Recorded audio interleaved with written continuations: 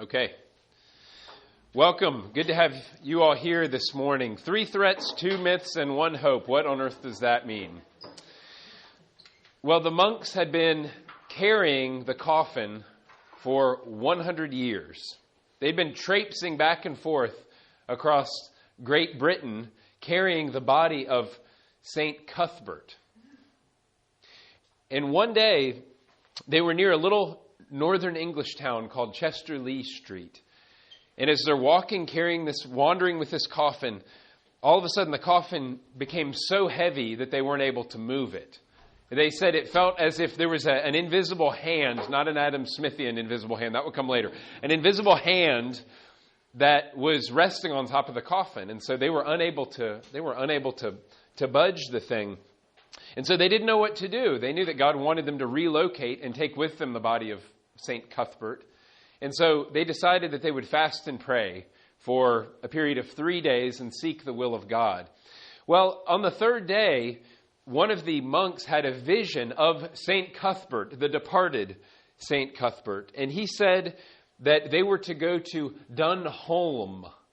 Take me to Dunholm. That is to be my final resting place. Now, Dunholm means hill island in Latin. They didn't know where that was. And right about that time, they saw a milkmaid who was looking for a cow that had wandered away. And she said, "Have you seen my cow?" And they said, "No, we've not." And she said, "Well, I last saw my cow on Dunholm." And they said, "Oh, great. Well, point us there." And they were led out to this peninsula that is in the current city of Dunholm, or which was shortened to the name Durham. And that was where St. Cuthbert was put to rest. The year was 995 AD. And that's where St. Cuthbert's body is at rest today in Durham Cathedral. Now, why did they need to move his coffin? What caused them to relocate? Well, they had set out from an island called Lindisfarne, which is an island off the coast of England, the northern part of England. But they needed to relocate because in the year 793, Vikings began to invade England. Wave after wave of Vikings who would come in, they would plunder, they would burn things down, they would rape, they would pillage, they would kill. It was a horrible thing, and that was what dislocated them, caused them to wander, and then they eventually came to rest in Durham. Now, in my view, and I'm prejudiced because I lived there for 3 years, but when you go north on the train line and you go through Durham about 20 minutes before you get to Newcastle, as you're pulling into the Durham train station, look to the right, and you will see the most beautiful picture in all of England, and that is the town of Durham, the cathedral, and Durham Castle, which was commissioned by William the Conqueror to be built in about the year 1070 A.D. Now, the invasion of the Vikings was just one of the hardships that Christians faced in the so-called Dark Ages. So we're going to walk through this period known as the Middle Ages or the Dark Ages this morning. And we're going to start with 3 threats to the Christian church, and then we'll look at 2 myths, and we'll conclude by looking at the one hope. So our focus this morning is going to be on some of the effects, positive and negative, of the collapse of the Roman Empire in the Middle Ages. So there were a lot of repercussions to the Roman Empire falling in that time period. Just to get our terminology straight, when we say that, when we talk about the Middle Ages and we say that something is medieval or the Dark Ages, these are all synonyms, okay? These are all synonyms. And we're talking about the years really from 500 AD until 1500 AD, right? So you have the early, the middle, and the high and the late Middle Ages, but we're talking about roughly a 1,000-year period. So let's start first with the 3 threats to the Christian faith. Barbarians and Islam and Vikings, oh my. Say it together. Vikings, oh my. That's exactly right. Now, we'll start with the barbarians. We saw that in the year 410 AD, the city of Rome was invaded, or it was sacked, right? And that was the first time that had happened in 800 years. Now, a little bit later, Pope Leo I, he negotiated with the Vandals and persuaded them to leave the city alone. Augustine died, you might remember, in North Africa in a town called Hippo in the year 430, while his city was under siege. So everywhere, the Roman Empire was collapsing. The trauma and the shock of Rome being invaded and successfully invaded, it cannot be overstated.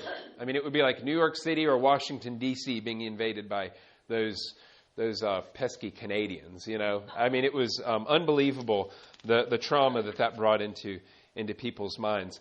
And so between roughly the 5th century, the 400s, and the 7th century into the 600s, hundreds of thousands of barbarians, these people, they invaded the Roman Empire. They jumped over the walls and they invaded and plundered. What they did is they eradicated culture. They eradicated learning. So what they did is they really set human history back by probably 1,500 years pre-Greece. Right? So that was essentially what happened. Most people recognize that there was not a revival of learning, of culture, of literature until what event that happened in the 13th and 14th centuries? What was it called? Starts with an R. The Renaissance. That's right. Yeah, the Renaissance was the new life being breathed into cultured pursuits, which really happened with which stopped happening when the barbarians invaded. So these people were broadly known as barbarians. Now, the Greek word barbaros, it just means foreign, but what it means practically is uncivilized, uneducated, primitive, and unsophisticated. Now, these barbarians, it's not kind of making fun of them, oh, you're just barbaric. Like, they were true barbarians. They were illiterate. They were masterful users of the sword. Here's maybe an example that you might remember. Could you flip the light, Anna? Would you mind?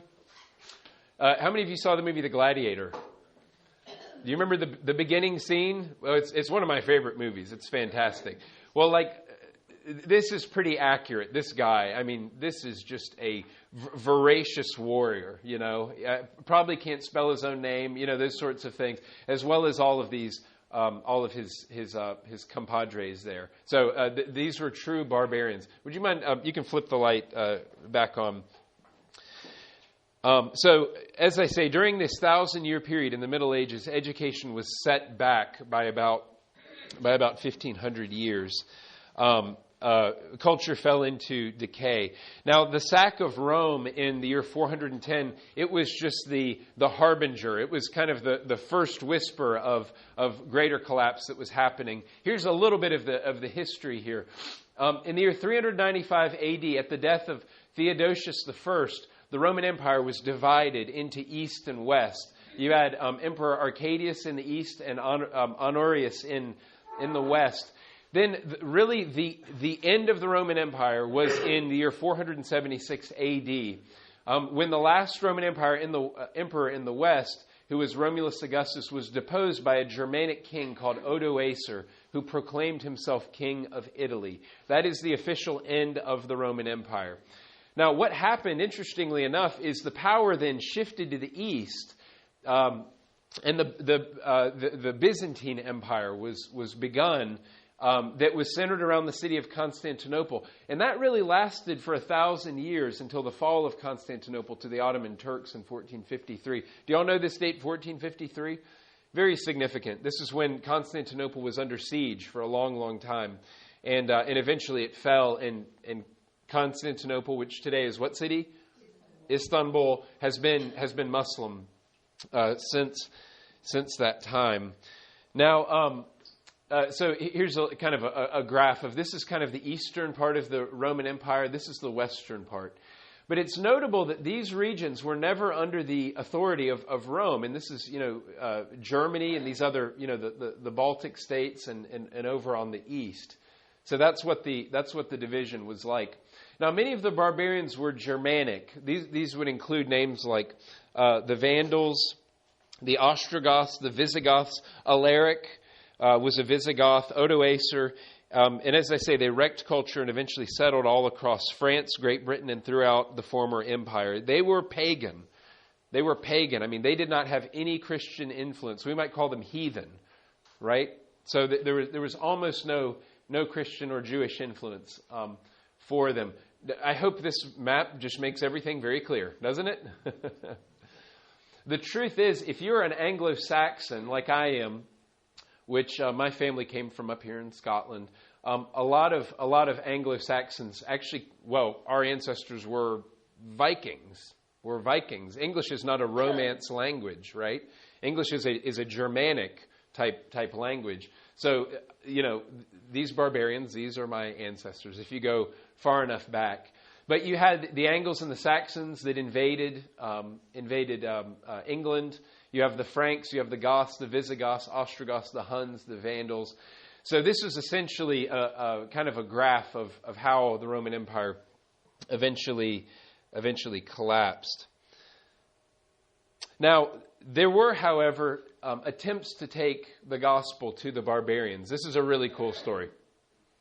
One missionary, his name was Winfrid or Boniface, and in the year 718, he got permission to take the gospel to these barbarians, to the Germans.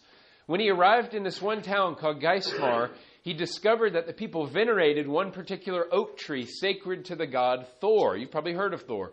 Now, to prove that Thor was not God, he got an axe, and what do you think he did to the tree? He chopped it down. Listen to what is written. And when in the strength of his steadfast heart he had cut the lower notch, if you're a tree guy like me, you know, that's kind of the bottom part that you're cutting, right? There was present a great multitude of pagans who in their souls were earnestly cursing the enemy of their gods. But when the foreside of the tree was notched only a little, suddenly the oak's vast bulk, driven by a blast from above, no doubt from God, crashed to the ground, shivering its crown of branches as it fell. And as if by the gracious compensation of the Most High, it was also burst into 4 parts, and 4 trunks of huge size, equal in length, were seen by the brethren who stood by. At this sight, the pagans, who before had cursed, now on the contrary believed and blessed the Lord and put away their former reviling. Then, moreover, the most holy bishop, that would be Winfrid or Boniface, after taking counsel with the brethren, built from the timber of the tree wooden oratory and dedicated it in honor of St. Peter the Apostle. What did he do with the wood? He built a Christian chapel. Now, it was to St. Peter, but at least it was a Christian chapel. This is a 19th century artist's rendition of what this looks like. You can see the stump of the tree, and there it is. And all these people apparently turned to the true God in worship of him.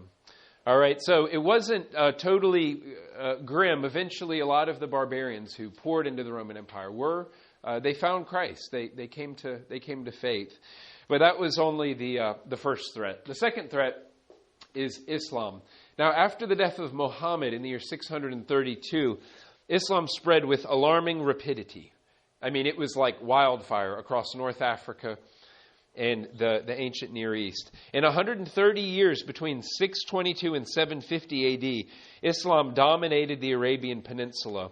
The Arabian Peninsula, Israel, North Africa, Iraq, as far east as Iran, and it had a foothold in Spain. And I hate to tell you, Islam did not spread peacefully. But on the other hand, neither was it only spread by the sword. Did you get that? Islam did not spread peacefully. But on the other hand, it was not only spread by the sword. There were many people who said, sure, we'll be Muslims. We don't really care. You know, there was certainly a lot of indifference. But there was always the threat that if you don't become a Muslim, what will happen? So here's a map that just shows how quickly the conquest of this part of the world was by Islam. Now, during Muhammad's lifetime, this was the extent of the expansion between 622 and 632 when he died. But look over the next 40 years. Look at this. This whole part of the world came under the sway of Islam. And then later, under the year 750, you also had these extra areas. And you had Spain. So there was a foothold in Spain. Did you know that? Of Islam for quite a few years. Now, Muslims will frequently cite Surah 2, verse 256 in the Quran, where they say there shall be no compulsion in religion or in the acceptance of religion. How ever. Abu Bakr, who took over right after Muhammad died, he was Muhammad's father-in-law, he took leadership. And many followers were prepared to leave the faith and go home. But Abu Bakr warned that if anyone returned to their homes, they and their family members would be beheaded. This was known as the Ridda Wars, or the Wars of Apostasy. Now, it's hard for me to understand how this means peace, and this is spread peacefully when you have things like this that happened in history. I don't know how you can square those two things. Now, as you can see, which portion of the Christian church did this most impact? I mean, if this is sort of the north-south division line right here, or the east and west division line, which portion? Well, obviously, you have Israel, you have the so-called Holy Land in there. So Islam really became very powerful in the east, but not so much in the west. The most decisive event in world history, in my opinion, for the future of Christianity, that is, took place in October of 732 at the Battle of Tours in western France. Have any of you heard of the Battle of Tours or heard of Charles Martel? I put my reputation on this. The most decisive event in world history for the future of Christianity happened at the Battle of Tours. So you saw from this graph, right, that there's a foothold in Spain. The battle was pitched 20,000 Franks. These were some of the kind of people outside the Roman Empire, some of the heretofore barbarians, right? 20,000 non-Muslims, and a lot of them were Christians, and 20,000 Saracens. The Saracens are what religion? Muslim, right? They're Islamic, right? The Christians were led by Charles Martel.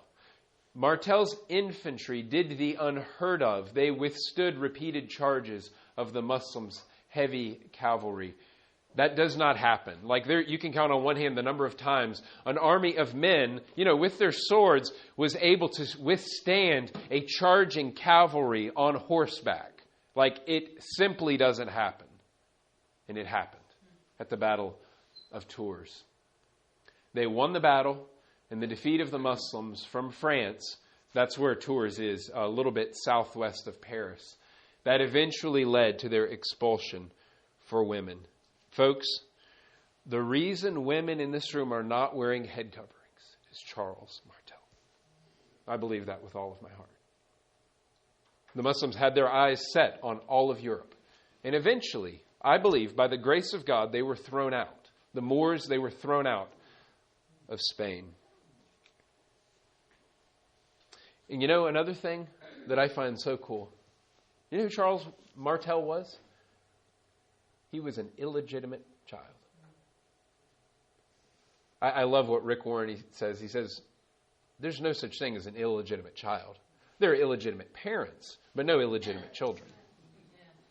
Folks, God used some parents' sinful decision to keep you who are women from wearing head coverings. I honestly believe that with all of my heart. And I praise God for that outcome in 732. That was the second threat. The third threat were the Vikings. We won't spend too long on them. We've already talked about the Vikings a little bit. But they were Nordic, that is, they were from Scandinavia, Sweden, Denmark, and Finland. And between the years 700 and 1100 AD, they raided and traded across northwestern Europe, primarily in England, Ireland, Scotland, and France. And through the impact of Christianity, eventually the Vikings Christianized and were baptized. So eventually there was enough influence of the gospel on them where quite a few of them came to put their trust in the Lord, and they were baptized, and they called on the name of God. This is just a kind of a map of the years where they were doing their conquest and things like that. Here you've got the eastern portion of England where they were invading. When you had the monks who had to flee Lindisfarne. You had some in Scandinavia. There were some in Normandy as well. The Normans, of course, later were to invade Great Britain, 1066 and all of those sorts of things. They made it all the way to Greenland and kind of the corner of Canada I'm sure they must have died out. I mean, it's so cold up there. I don't know how they how they would have lived long there, but they did. There was at least one example of success in the missions.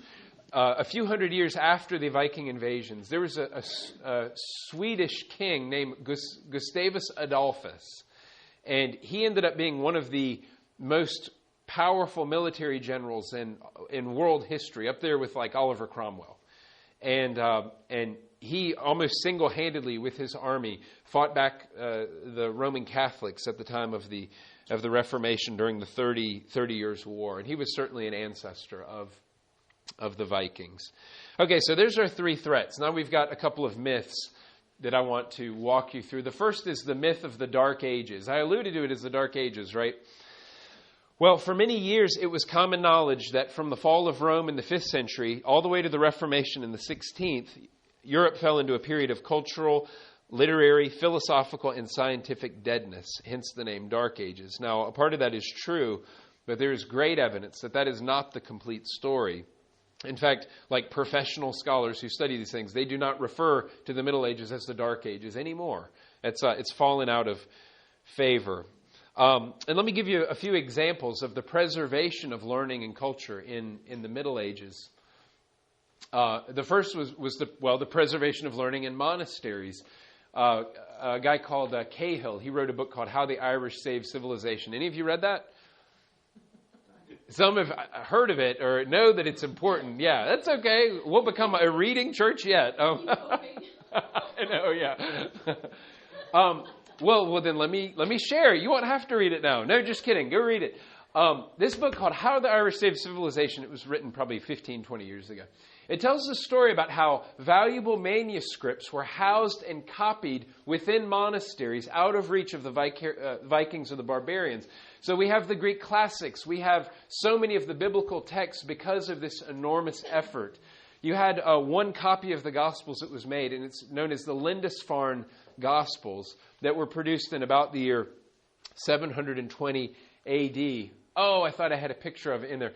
Well, the Lindisfarne Gospels are the most beautifully ornate version of the Gospels that exists. I mean, it is unbelievable. It looks like Michelangelo was drawing the pictures, and everything was gilded, I guess you could say, with gold all on the pages. It's absolutely beautiful, the Lindisfarne Gospels. So anyway, it's an amazing thing that in God's providence, it was a lot of Irish monasteries and Irish monks who took these copies of Homer, the Odyssey, the Iliad, Plato, the Republic, the writings of Socrates and Aristotle, and the Bible, and they made copies of these. And so they were really protected and preserved. There was some honor among some of the barbarians and some of the Vikings, and that they wouldn't always go in and kill everybody in a monastery. But in Ireland, they're so far out of the way, they're pretty well out of reach. And so that allowed there to be a revival of these things later. So second reason Dark Ages is a myth is because there were many revivals of learning, including those under Charlemagne. You remember I alluded to Charlemagne last week, and I said that what was significant about Charlemagne? What happened? What did Pope Leo do to Charlemagne on Christmas morning, the year 800 AD? What happened?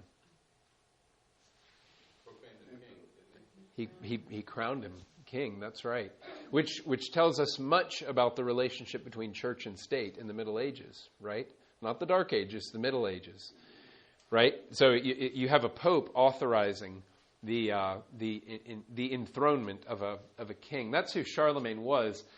So there were revivals of learning at different time periods. The most notable was called the Carolingian Renaissance in the 8th and 9th century under Charlemagne. Their revival was responsible for what later became the university. The Middle Ages, I mean, for them being dark, it's pretty amazing that universities were invented. That idea was thought of in that time period. Next was a revival of philosophy. Now, Anselm, we'll talk about Anselm just in a few minutes, was a very famous philosopher. I'm sure you've all heard of Aquinas, right? Thomas Aquinas. Okay, very good. We'll talk about him next week, and by next week I mean 2 weeks from now. Albertus Magnus, who was Aquinas' teacher, Bonaventure, Peter Lombard and the Venerable Bede. Venerable Bede also is buried in Durham Cathedral on the other side from Cuthbert. They've got a lot of valuable bones in that cathedral. So anyway, there was a revival of philosophy. Also, some things that you and I still use today were invented in the Middle Ages. During this 1,000-year period, there was the invention of the mechanical clock, the printing press under Gutenberg later, eyeglasses, libraries, and gunpowder. You who are in Miami, you especially take advantage of the gunpowder, I know.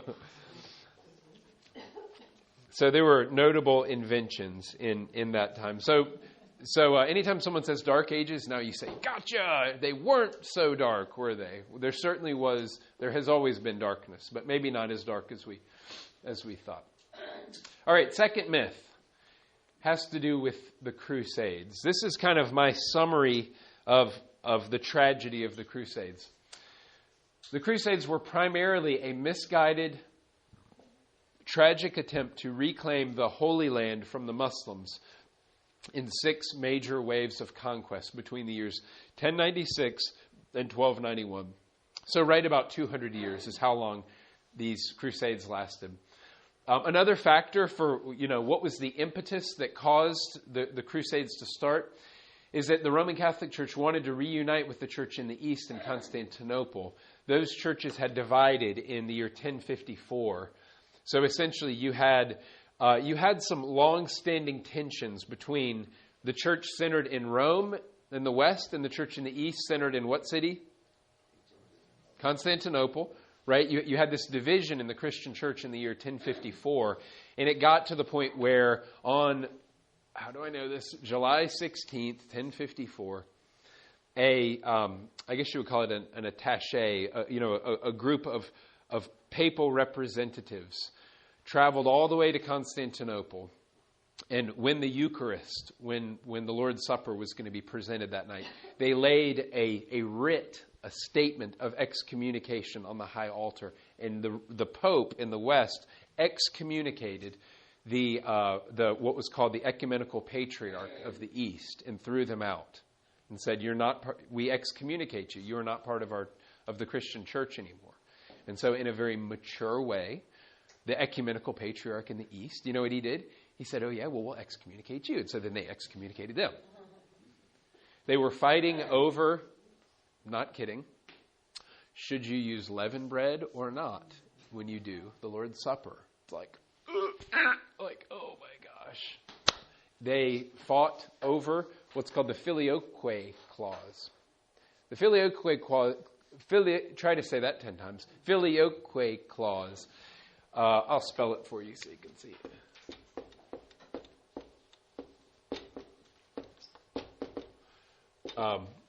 The filioque clause concerns this one question. Does the Holy Spirit proceed from the Father or from the Father and the Son? The church in the West said the Holy Spirit was sent by the Father and the Son. And the church in the East said no, the Holy Spirit was only sent by the Father. And that's why these churches excommunicated each other. Now, there's obviously a lot more detail, but those are some of the big reasons. And should you have leaven in that? Should you have yeast in that bread that you're doing? It's good that none of our churches split over things like that today, right? I think churches have split over far lesser things. So anyway, one factor, since this is 1096 when Pope Urban II preached the First Crusade, it was the Pope who said, we should go and take back these lands. Someone came with the idea, and the Pope said, I agree. I bless you. In fact, this is what happened. Urban II gave full support to this effort in 1096, and he promised plenary indulgence for the Crusaders. I am sorry, but that sounds an awful like if you strap this bomb on your chest and go into that building, you will go straight to heaven. Well, that was what was promised. Even the ordinarily peaceful and pacific Bernard of Clairvaux preached in favor of the Second Crusade. Now, later he saw all that was happening, and he renounced it. Let me give you just a little smattering of what this sort of thing was like. Everybody gets together. They get very excited. Let's go take back the Holy Land. Christians had been going on pilgrimage to Jerusalem and to the Holy Land for a long time. But sometimes they would get harassed by robbers and mugged and, those sorts of things. And so just in sort of this extraordinary outpouring of energy, people just like grabbed their swords and started running. And they got together. It just the most haphazard way, some of the groups went off on these crusades. And sometimes they would come to like cities that had Jews in them and they would just kill the Jews. I mean, the blood in these towns sometimes just flowed literally in the gutters. I mean, it was absolutely abhorrent. At other times, it was much more organized, and it was a well-planned out military campaign to go into the east. And there were victories in the Crusades, temporal anyway, in terms of they did reclaim Jerusalem for a time. They reclaimed Constantinople for a time. They held Constantinople for a time. But it was a horrible thing. The Christian church, this is my analysis of it, the church forgot that the sword of the Spirit is the way God's kingdom moves forward, not the sword of steel. The church sinned greatly and inexcusably in this endeavor. At the same time, you probably think I'm going to defend the Crusades. I'm not going to defend the Crusades. But at the same time, it is not illegitimate to point out the fact that the Christians were reclaiming lands that the Muslims had conquered 400 to 500 years before. Right? So the Muslims went in and took all of this land, often at the point of a sword. So you can understand, it's like when you read history and you learn about things, you've got to get yourself into the mindset of them. Otherwise, we stand and we look down on them in the past and say, oh my gosh, what wretched people. How could they have done that? We need to at least understand what is in the mind of people. I won't go into it now, but why did Dr. Torquemada, why was the Roman Catholic Church torturing people? There are actually, well, for them, there were good reasons for it. I won't go into all of that right now. But in other words, let me say it this way. We have to view history sympathetically and at least understand what was in their minds, although we might come to a disagreement and say they were wrong to do that. Because isn't it true, aren't we going to want our great-great-great-great-great-grandchildren to be sympathetic when they look at us?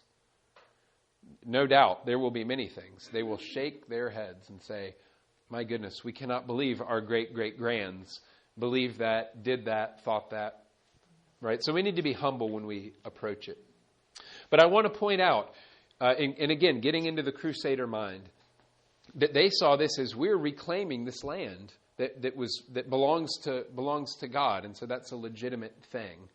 Now, I don't know your views on this. Do any of you think that that's a legitimate thing? That if you follow the thought process that says, well, this land was given to Abraham and his offspring, and so it's right to go in. Do any of you think that that's an okay thing? That land still belongs to the Jews? Okay. Okay, you can see it. Yeah. It's current now. I mean, with Palestine and all of that, that battle is still ensuing. Yeah, it is. Oh gosh, I mean, it's still in the papers continually. Yep, the Jews against the Muslims. It's really hard. I think it's hard because they were there, and then these other people are there, and then they want them to leave, and there's nowhere for them to go. It's hard. Yeah. I think it's hard. Yeah, it's true. Yeah, Judy.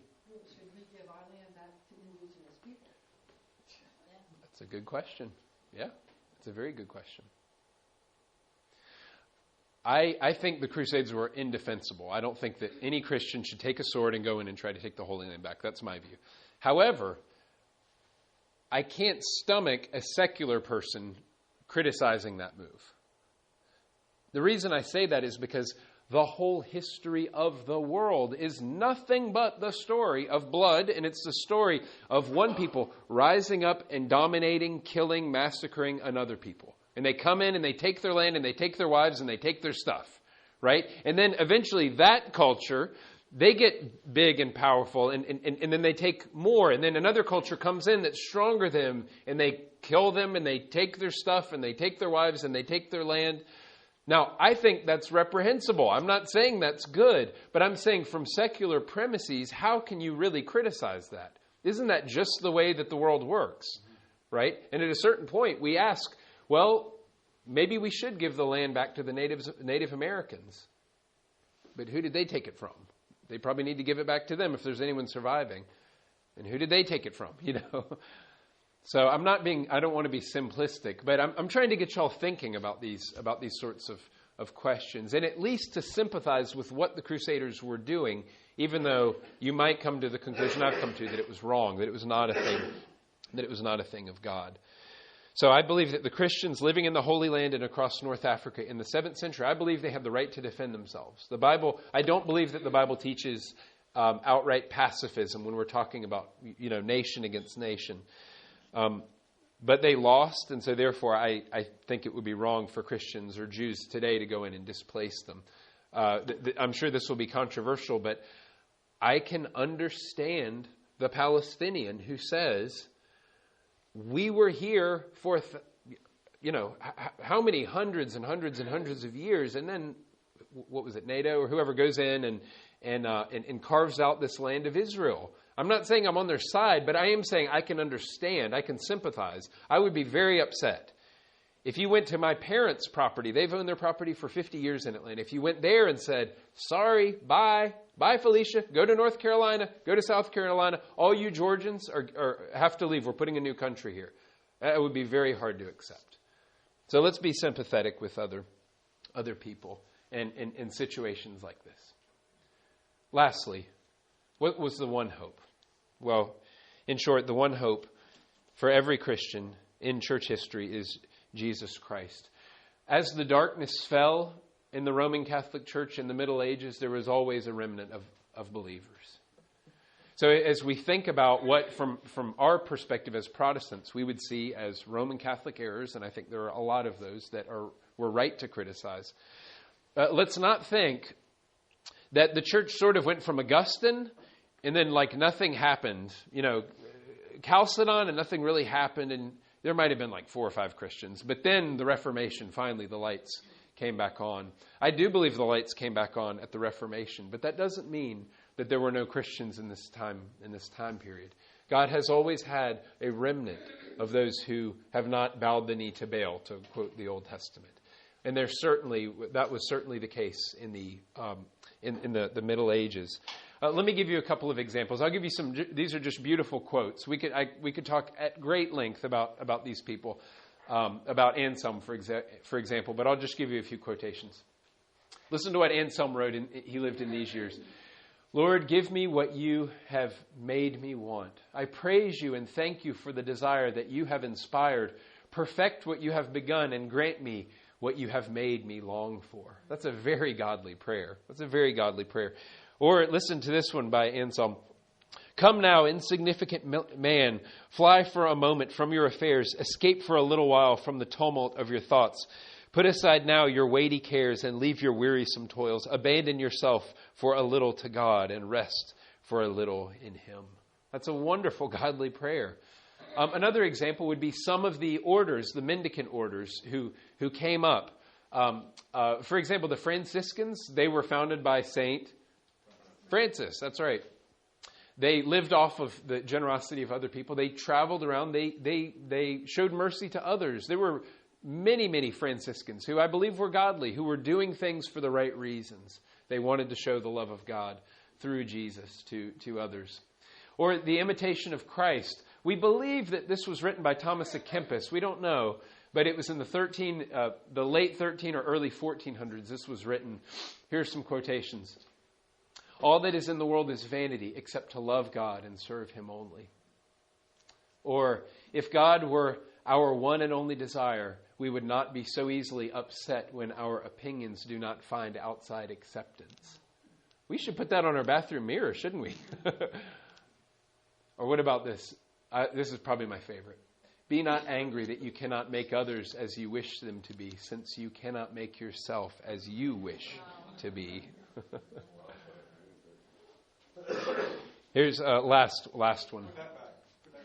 All right, yeah.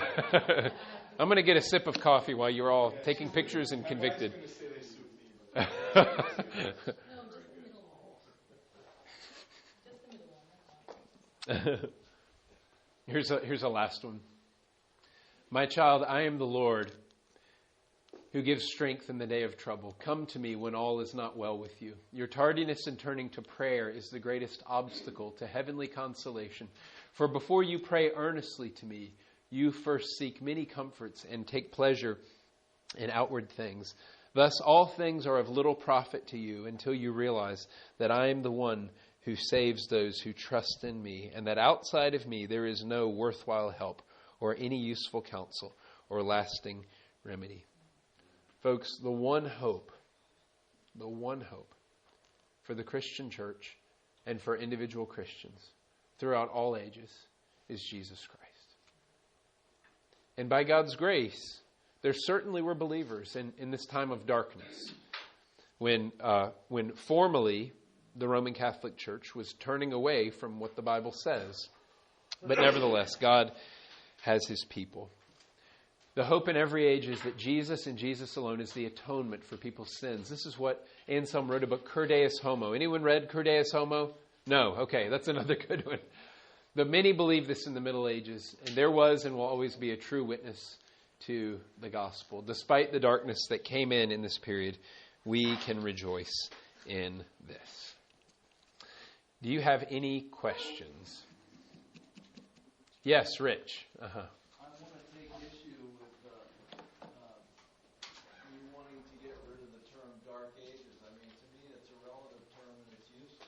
If you get rid of Dark Ages, you've got rid of the Renaissance. Yeah. I think there was relatively little innovation and new learning, just because there are a few monks in a monastery copying over manuscripts. I think the term is useful. Things began to flourish after that. Yeah. So, goody. This is, I like this. Yeah. It has been said, and I agree with this, you cannot name anybody, if we're looking at theology or philosophy, you can't name anybody in the Renaissance that measured up to a Maimonides. He was a Jewish philosopher. To Avicenna or Averroes, who were Islamic philosophers. You can't measure up to name anybody who would measure up to a Thomas Aquinas or to an Anselm. So in certain areas, I do buy it. The Renaissance was known for a revival of a lot of the ancient learning of the Greco-Roman culture. So you had that. You had a lot of artistry.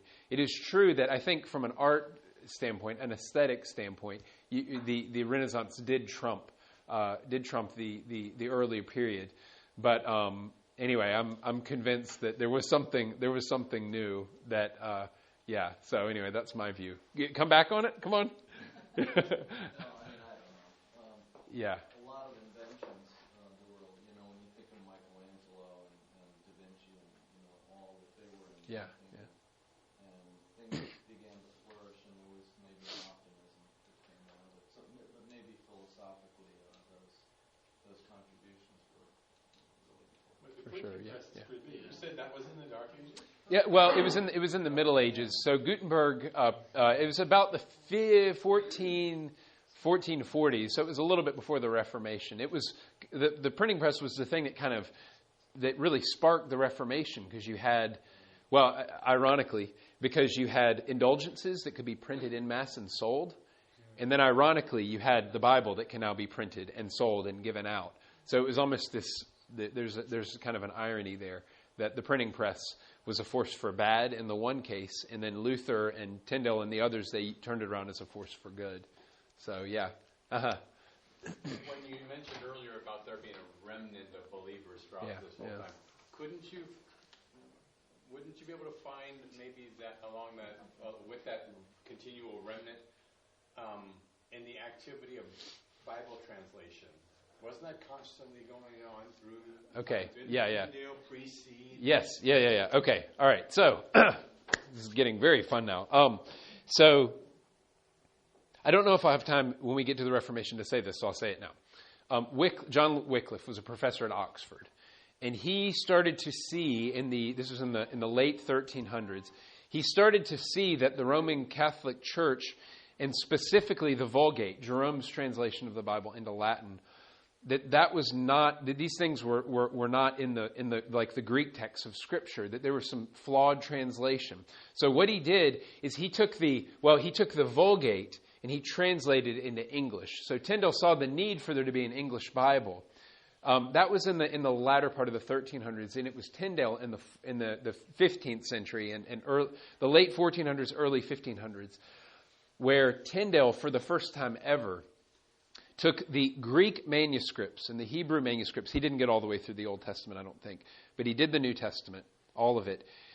He went directly from Greek into English, as opposed to what I was just talking about him a second ago. Oh my goodness, this is just embarrassing. Anyway, what the earlier man had done in the late 1300s. Wycliffe, that's right. Yeah, thank you. So whereas Wycliffe had taken, it's like you've got the Greek and then it's translated into Latin. Wycliffe took the Latin and made an English translation. But there was a lot of flaws in the Latin translation. So Tyndale went from the Greek directly into English. He didn't go through Latin. And that was where Tyndale realized, oh my goodness, there are so many errors in the church because of what we had in the Vulgate. One example is where Jesus says metanoia in the Gospels, which means we translate as repent, have a change of mind. Jerome translated that as agatoi penitention, which means do penance. So you have Jesus, his first message, and he says, do penance. The kingdom of heaven is at hand. So everybody runs to the priest to do their penance.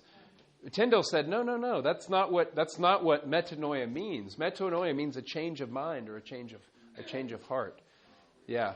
So anyway, but outside of that, I don't know of much Bible translating that happened. People used the Vulgate. That was the Catholic Bible. That was the Christian Bible, you could say. And the Vulgate was 400? Yeah, around the 400s. Yeah, Jerome and Augustine were contemporaries. So Jerome lived until the early part of the 400s.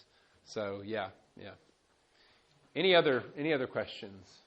I love these. These are good. I had a little brain slip there with my forgetting Tyndale, and I had just been talking about him. So Wycliffe, that's right.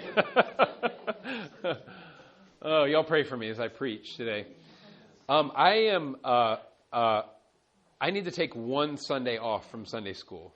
So we will not have Sunday school this next week, unless if right now somebody is willing to step forward and teach. Anybody? You can teach on anything you want. David, would you like to? Have you ever been this put on the spot? Yeah. No, it's okay. It's okay, unless if you really want to. But I need to take 1 week off and just take a breather. I didn't realize how much time this takes. I'm enjoying it. I hope y'all are too. So we'll skip next week, unless if somebody will step forward. I'll do it for Will you? Is that okay? I'll do it. Okay. All right. I would like to announce that we are having Sunday school next week, and I will be here. I want to hear. So anyway, but I will pick back up with church history in 2 weeks. All right. So very good. Thank you all for coming. I appreciate it. Stick around if you want to ask any more good questions.